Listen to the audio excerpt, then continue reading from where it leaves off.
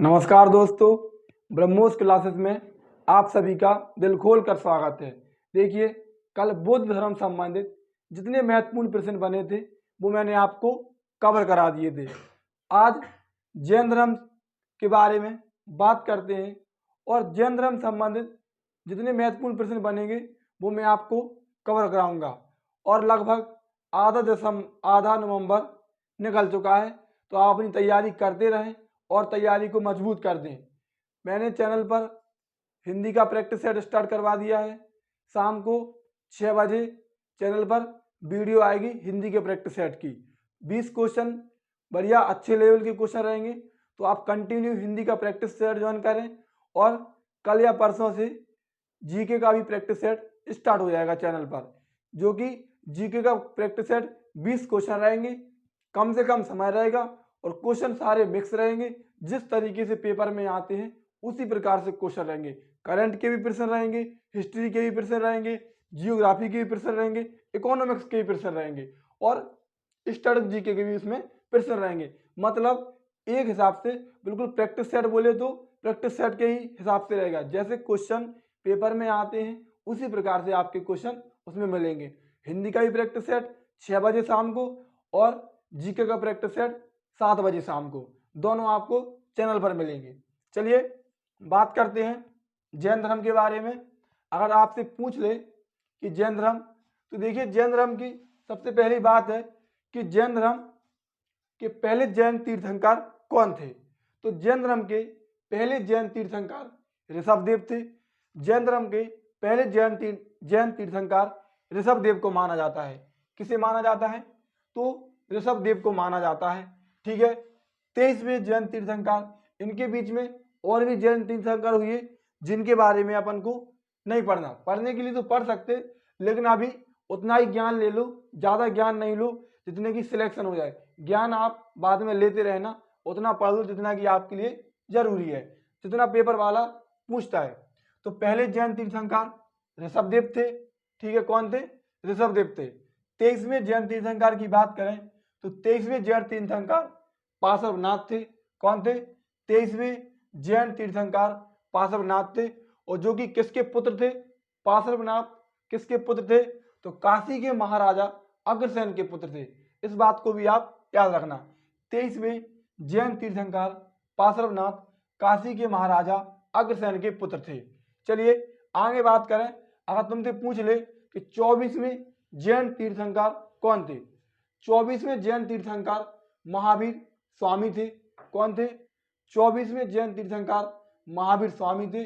महावीर स्वामी की बात करें तो वैसे बुद्ध जैन धर्म का, महावीर स्वामी को जैन धर्म का वास्तविक संस्थापक माना जाता है। किसको? महावीर स्वामी को जैन धर्म का वास्तविक संस्थापक माना जाता है। और 24वें जैन तीर्थंकर महावीर स्वामी थे। महावीर स्वामी का जन्म 540 ईसा पूर्व, बीसी बोले तो ईसा पूर्व, और एडी ईसवी, कल बताया था मैंने आपको। और ये सब ईसा मसीह के जन्म दिवस पर डिपेंड करता है, जो मैं आपको आगे समझा दूंगा। ठीक है। तो 24वें जैन तीर्थंकर महावीर स्वामी जैन धर्म के वास्तविक संस्थापक माने जाते हैं या वास्तविक संस्थापक थे। इनका जन्म 540 ईसा पूर्व कहां पर हुआ था?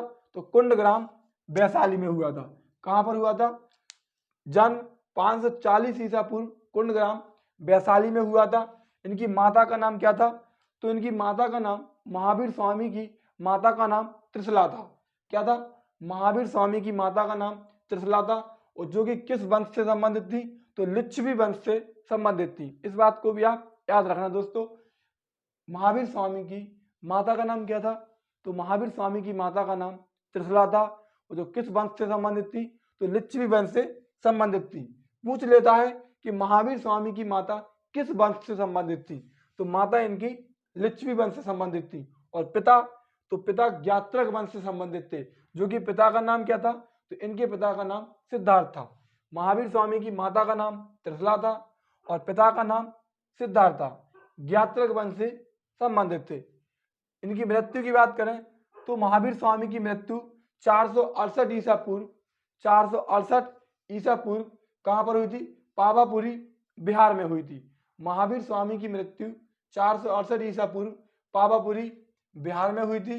ठीक है, इनके बचपन का नाम, महावीर स्वामी के बचपन का नाम वर्धमान था। क्या था? महावीर स्वामी के बचपन का नाम वर्धमान था और इनकी मृत्यु 468 ईसा पूर्व पावापुरी बिहार में हुई थी। आगे अगर तुमसे पूछ ले इनकी पत्नी का नाम, जब इनकी शादी हुई तो इनकी पत्नी का नाम क्या था? तो इनकी पत्नी का नाम यशोदा था। महावीर स्वामी की पत्नी का नाम यशोदा था। इनकी एक पुत्री थे, तो पुत्री का नाम प्रियदर्शनी था। क्या था? महावीर स्वामी की पत्नी का नाम यशोदा था, पुत्री का नाम प्रियदर्शनी था। आगे बात करें इनका दामाद, तो इनका दामाद का नाम जमाली था। और सबसे पहले उपदेश अगर तुमसे पूछ ले तो इन्होंने पहला उपदेश अपने दामाद को ही दिया था। क्या नाम था? जमाली था। इन्होंने पहले उपदेश किसको दिए थे? तो अपने दामाद जमाली को दिए थे। महावीर स्वामी ने अपने पहले उपदेश किसको दिए थे? तो अपने दामाद जमाली को दिए थे। पत्नी यशोदा, पुत्री प्रियदर्शनी, दामाद जमाली, और मोस्ट इंपोर्टेंट अगर तुमसे पूछ ले भाषा कौन सी थी, तो भाषा प्राकृत थी। मैंने कल आपको बताया था कि बौद्ध धर्म की भाषा कौन सी थी? तो पाली थी। जैन धर्म की भाषा कौन सी थी? तो प्राकृत थी। और जो भाषा थी, जो जैन धर्म की भाषा थी, जो बहुत ही कठिन थी। और सबसे एक कारण और सुनिए, माना जाता है कि जैन धर्म धीरे धीरे कम क्यों होता गया? तो जो इसकी भाषा थी अधिकतर लोगों को जो समझ में नहीं आती थी, इसलिए जैन धर्म डाउन होता गया, कम होता गया। भाषा कौन सी थी? तो प्राकृत थी। 30 वर्ष की उम्र में इन्होंने गृह त्याग दिया था। 30 वर्ष की उम्र में इन्होंने गृह त्याग दिया था और इनके भाई थे नंदीवर्धन। इनके कहने पर इनके भाई का क्या थे? इनके भाई थे नंदीवर्धन। इस बात को भी आप याद रखना। पहला उपदेश कहाँ पर दिया? तो पहला उपदेश राजगृह में दिया। कहाँ पर दिया? महावीर स्वामी ने पहला उपदेश राजगृह में दिया। अगर तुमसे पूछ ले कि त्रिरत्न किससे संबंधित हैं, त्रिरत्न कौन कौन से हैं और किससे संबंधित हैं, तो त्रिरत्न जैन धर्म से संबंधित हैं। सम्यक दर्शन, सम्यक ज्ञान, सम्यक आचरण। तो ये क्या है? ये त्रिरत्न है और किससे संबंधित है? जैन धर्म से संबंधित है। कौन कौन से? सम्यक दर्शन, सम्यक ज्ञान, सम्यक आचरण। एक बार और देखिए, पहले जैन तीर्थंकर ऋषभदेव थे। 23वें जैन तीर्थंकर पार्श्वनाथ थे, जो कि काशी के महाराजा अग्रसेन के पुत्र थे। बात करें 24वें जैन तीर्थंकर महावीर स्वामी थे, जिन्हें जैन धर्म का वास्तविक संस्थापक माना जाता है। जन्म 540 ईसा पूर्व हुआ, कुंडग्राम वैशाली में हुआ। माता त्रिशला लिच्छवी वंश से संबंधित थी, पिता सिद्धार्थ ज्ञात्रक वंश से संबंधित थे। मृत्यु 468 ईसा पूर्व पावापुरी बिहार में हुई। बचपन का नाम इनके वर्धमान था, पत्नी का नाम यशोदा, पुत्री का नाम प्रियदर्शनी और दामाद का नाम इनके जमाली था। जो जैन धर्म की भाषा थी वो प्राकृत थी और 30 वर्ष की उम्र में इन्होंने गृह त्याग दिया था। इनके भाई का नाम नंदी वर्धन था। पहला उपदेश कहाँ पर दिया? राजगृह में दिया था। और त्रिरत्न जैन धर्म से संबंधित है। और त्रिरत्न कौन कौन से हैं? तो सम्यक दर्शन, सम्यक ज्ञान, सम्यक आचरण। आगे बात करते हैं।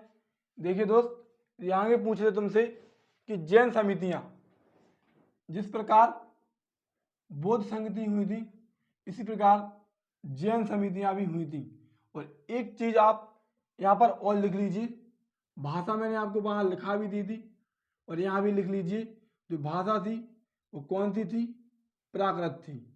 कौन सी थी? भाषा प्राकृत थी। अब बात समझिए, देखिए जैन समितियां जो हुई वो किस प्रकार से हुई? तो पहली जैन समिति 300 BC मतलब ईसा पूर्व, 300 ईसा पूर्व पाटलिपुत्र में हुई। कब हुई? 300 ईसा पूर्व पाटलिपुत्र में हुई।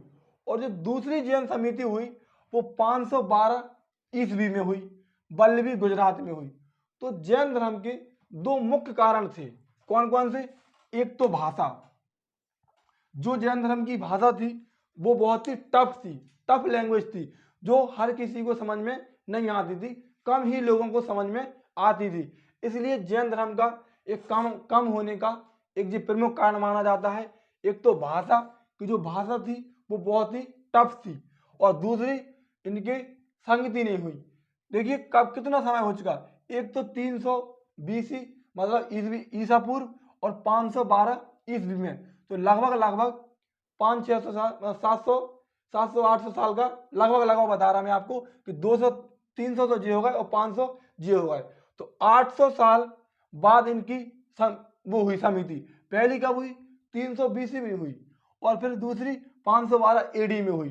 तो दो इसके प्रमुख कारण माने जाते कि एक तो जैन संगीतियां या समितियां ना होना और दूसरी इसकी भाषा ना समझ आना।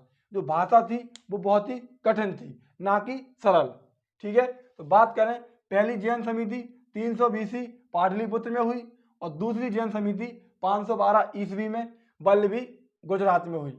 याद रखना, अगर आगे तुमसे पूछ ले कि जैन साहित्य को आगम साहित्य भी कहा जाता है, जैन साहित्य को क्या कहा जाता?